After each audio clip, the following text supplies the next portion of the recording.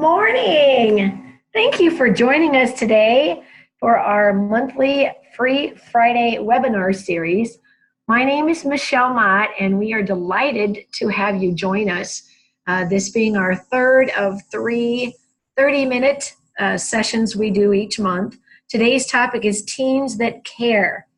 And we're going to talk about your team, but my team is ready and willing and able.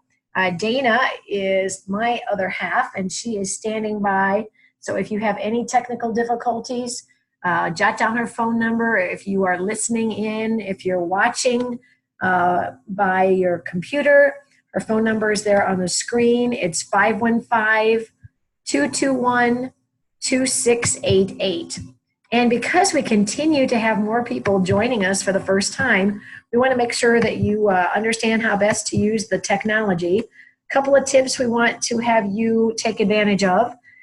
First off, your viewing options. At the top of your screen, you can decide how large you'd like the content to be displayed on your computer. Secondly, we are going to make it interactive by asking you to use the chat box at the bottom. Simply pick that icon, and then at the right-hand side, you'll be asked to choose from the drop-down all panelists and attendees. You type your message in the blue border area, and then hit enter, as I just did, and voila, there's your message. And then finally, if you are hopefully hearing me, you know that you can either listen by your computer or call in using the number that was on the email instruction. So let's get started.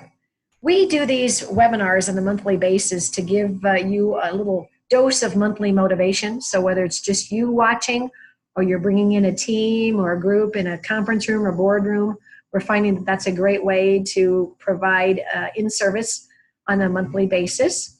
Also expose you to one of our inspiring programs and products. This is the look outside my home-based business this morning. It's supposed to be the first day, well, it is the first day of summer, although in the Midwest with all the rain, it certainly doesn't feel like it.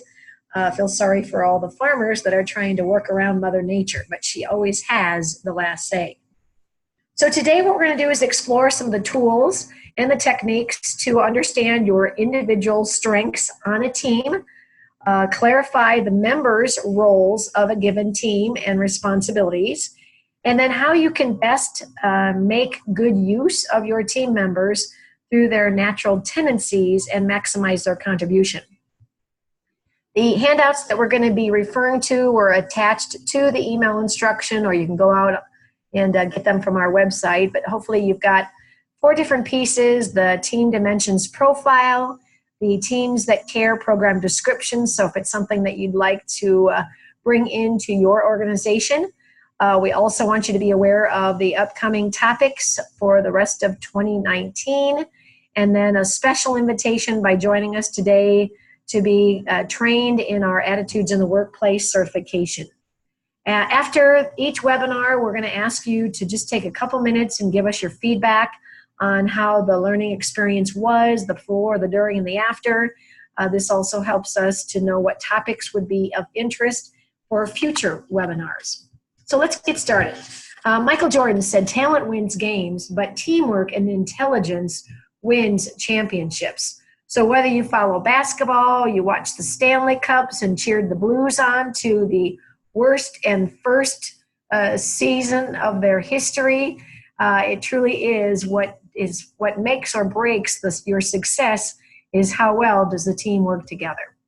I'd like for you to think about and actually write in the chat box what type of team you currently serve on and what role you have on that team. So you could be a leader or captain of a project team. You could be a member of your family, or you could be a member of a committee. You could serve as an advisor or an expert on a given team based on the subject matter.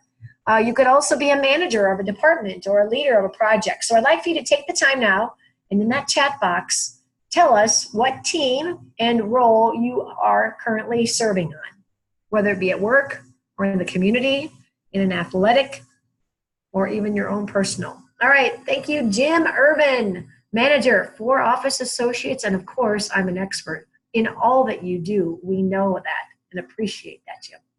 Christy, thank you. Oh, Director of Nursing, wonderful. Most of our work is in the area of healthcare. So, and Christy, I think I saw that you are a Director of Wellness. Good for you. Oh, and Michelle, the VP of our PIT. Oh, excellent. Yes, thank you. Colorado River Medical Center. We actually launched that process. PIT standing for Process Improvement Teams. So wonderful, wonderful. All right, so let's look at some of the resources. First of all, I want you to pull out the Team Dimensions profile. There's 2 ways of administering this. One, it could be done as a paper exercise, or most likely we find people wanting everything technology. You can use an online assessment tool that gets you to respond to the examples listed on the slide. For each of the words, you're going to decide which one, or not which one, but how often do you typically demonstrate this behavior in your team? So never, almost never, occasionally applies to me, often as much not, usually or almost always or always. And we do encourage you when you fill out the responses that you use the full range to give you the most accurate feedback. If you don't understand or know what the definition of a word is, you can actually click on it and it'll populate the definition. Once you've done the complete responses, you'll get a customized report, much like the sample that we gave you that we're going to walk through today. So let's take a look at what that is. The customized online report generates information in 4 sections. The first is an introduction to all of the team roles. Then it will go into section 2, which will give you your specific team's results. Section 3 will teach and introduce to you a Z process for understanding how change occurs and how to move an idea from concept to reality. And then the 4th gives you some application, ways in which you can actually use this in the workplace. So let's take a look. You turn to page 3 and 4. Actually, there are 2 pages that introduce the different roles. There's 4 core, and then the 5th is a combination. So those of you that might be creators, generate the ideas. Those of you that might be advancers are great at communicating the new ideas and carrying them forward to others. If you're a refiner, you're someone who tends to challenge or analyze the solution or ideas for areas that might need to be revised. The executor doesn't need to be involved with the creation, but just says, let me know when you figured out the game plan and I'll be happy to help you do it and get it done. And then like I mentioned, the 5th is the flexor. The flexor is one that's kind of a combination of all other roles. And I will say at this point, each of you have the ability of demonstrating the qualities of each of the roles. It's just that one will probably be more likely to describe you in your given role. And I am going to ask you, as a manager or a director or a VP, I'd like for you to be thinking about how you tend to behave in that particular team. Then on page 4 is an indication of which of the 5 roles this particular respondent is. And in the example, for the sample we gave you, it's a creator. And you'll see on the lower right-hand corner of each page where it says respondent name, that's where actually your name would be populated. So let's take a look on page 5 as to the similarities and differences. First of all, you will either focus on possibilities or realities. If it's possibilities, you appreciate the imaginative and abstract activities, you enjoy discussing concepts and exploring alternatives, and are adept at visualizing the master plan and creating an innovation.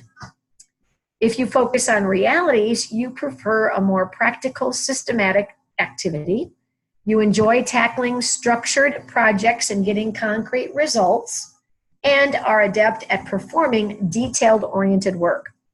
For today, what I'd like you to do is decide which of those is most likely to describe you in your team.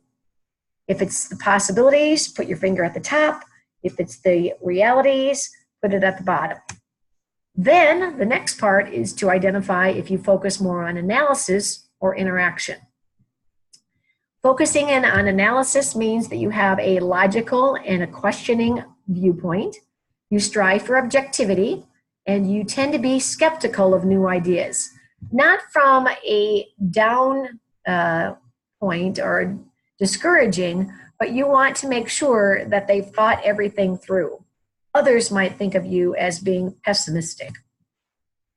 Interaction. That means that you're concerned about the feelings of others as it relates to the project or the change itself. You pay close attention to personal communication, what people are saying or talking about, and are receptive to new ideas. So based on those two, either move your point or finger to the left or to the right, and then you'll see, as an example on the page, where the dot is. So in example, this particular respondent is in the shaded area, close towards the bottom, so has the ability of flexing, leaning as a creator, but also to an advancer.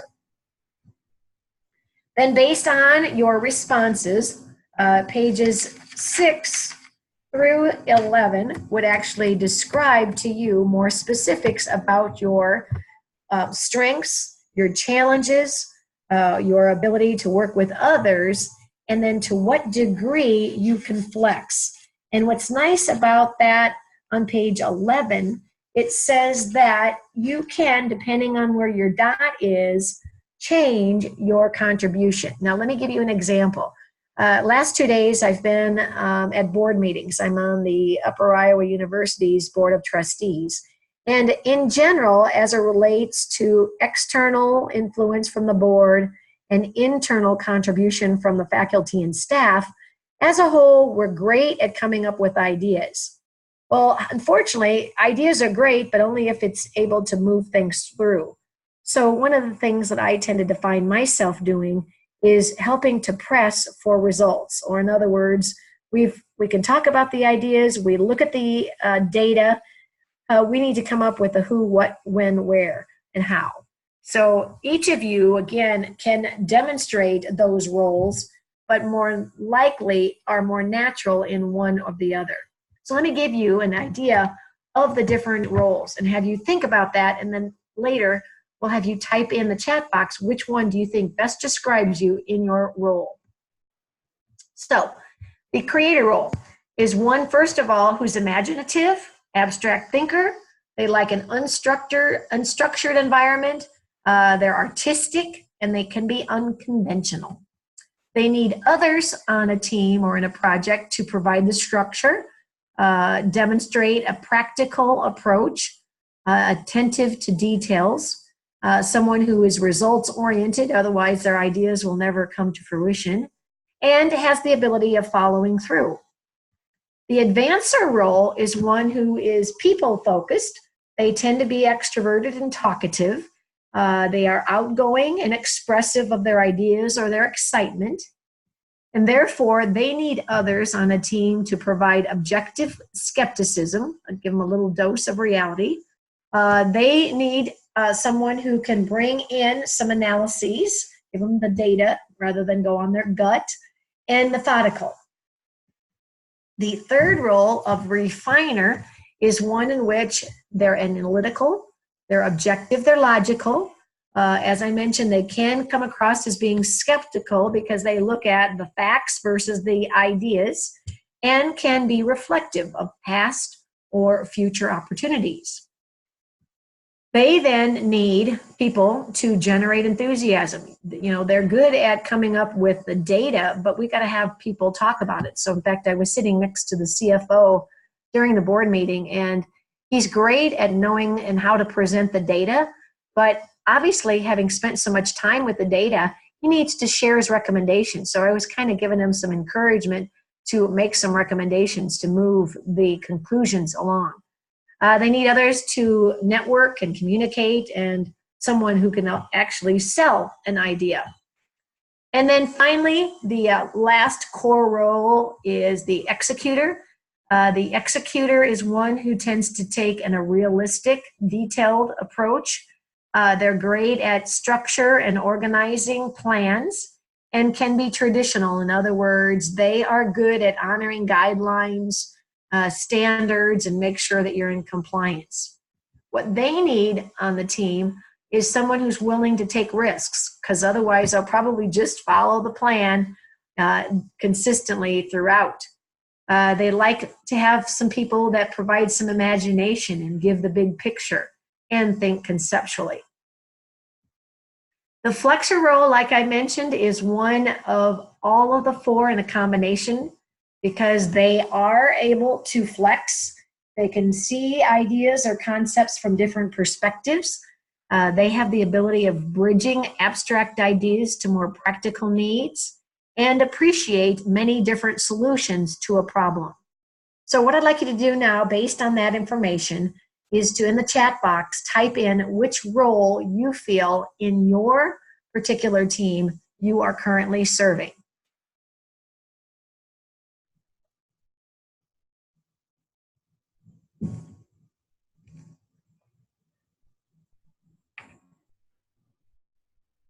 All right, thank you. Michelle sees her role as a flexor.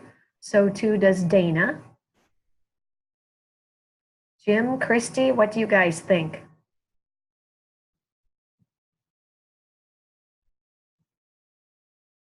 All right, Christy, executor, flexible advancer. Very good. And again, if you'd like more information, we encourage you to take advantage of our special opportunity to complete the profile. Then some other components.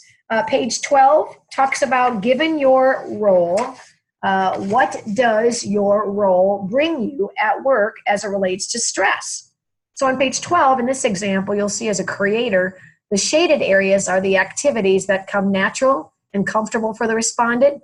But if asked, the unshaded areas would describe activities that would not be as natural and might cause this person stress. Then section 3 introduces what we call the Z process, and I really like this as it relates to process improvement.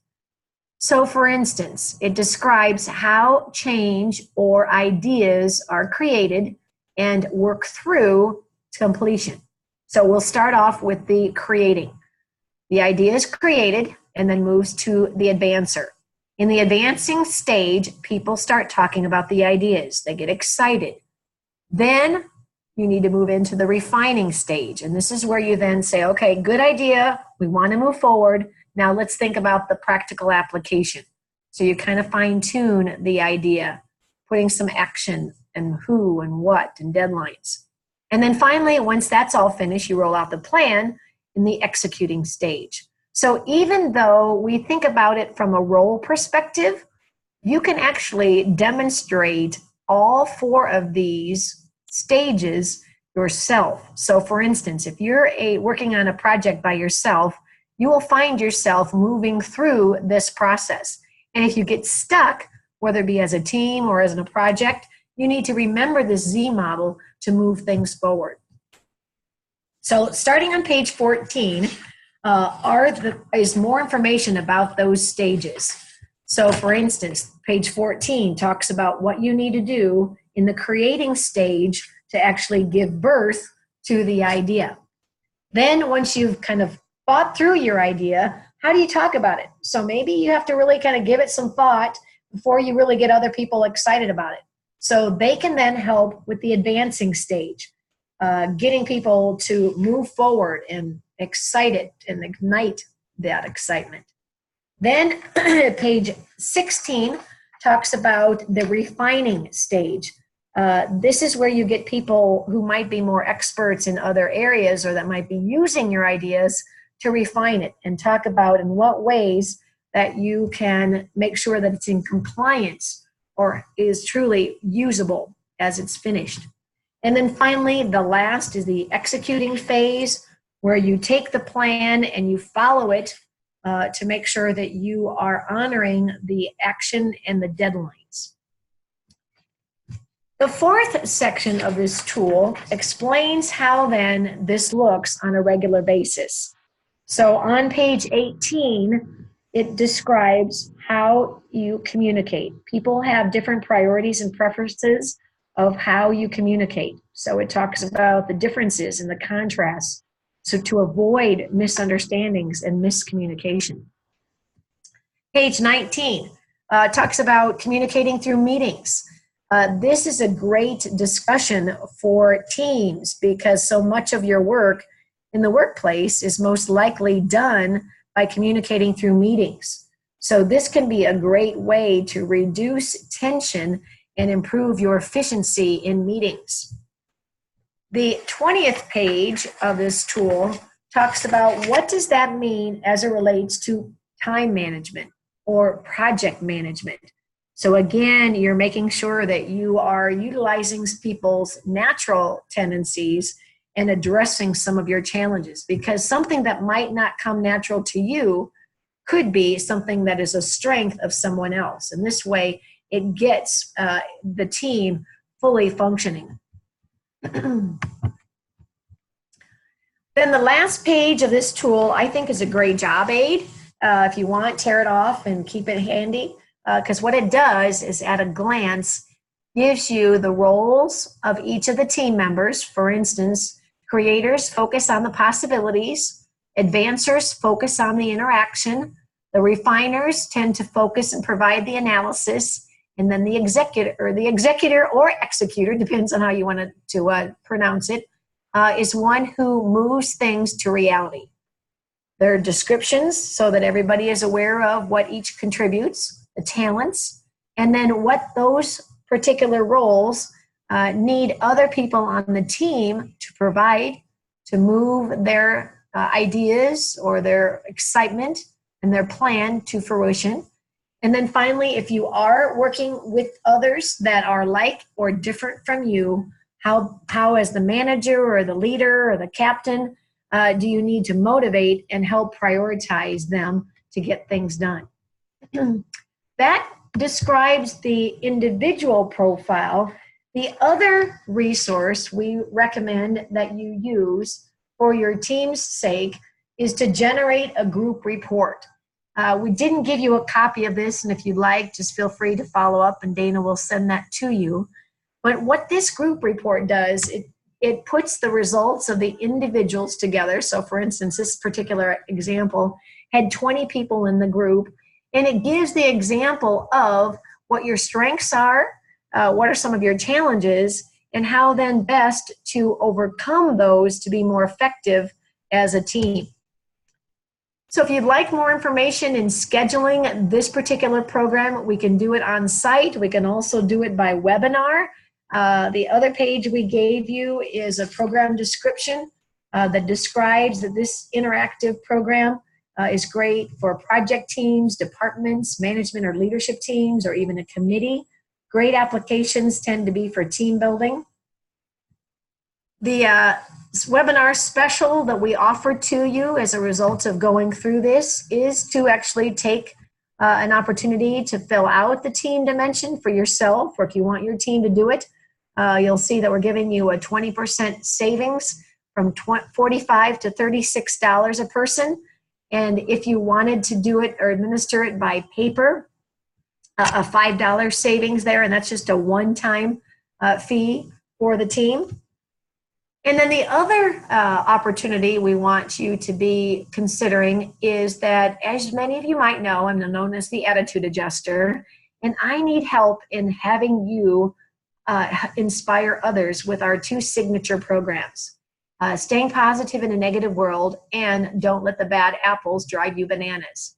And we are offering a Train the Trainer certification. There's two parts to it, July 29th and August 5th from 1 to 4 o'clock Central Standard Time. It includes all of the resources that you would need. Includes instruction, reproducible handouts, includes embedded videos and a PowerPoint, all of which that you can use in your organization. The cost is normally $12.95, but because you've gone through this, we're reducing it by $400. So we encourage you to, again, consider bringing that resource. It's a fun, inspiring program to your workplace. We also want to invite you to join us in our upcoming webinar series. We're delighted to have some guest presenters this summer. Next month on July 19th, we've asked Stephen Smith from Work and People Analytics to talk about the data-driven future of leading organizations, and you'll understand why it's critical to understand how people work and the cultures that influence work, retention, and growth. So if you're seeing turnover, if you're seeing resistance to change, or if you want to embark on change and need to know how, I encourage you and others to join us. So in closing, what I want to do is once again ask you to take a little bit of time afterwards, complete the brief survey to offer your comments and suggestions for future topics. Consider taking advantage of our monthly discounts through the certifications as well as the program. Dana and I thank you for joining us, making it a priority on this Friday morning. And until we connect again, remember to make it a great day for yourself and others. Bye for now.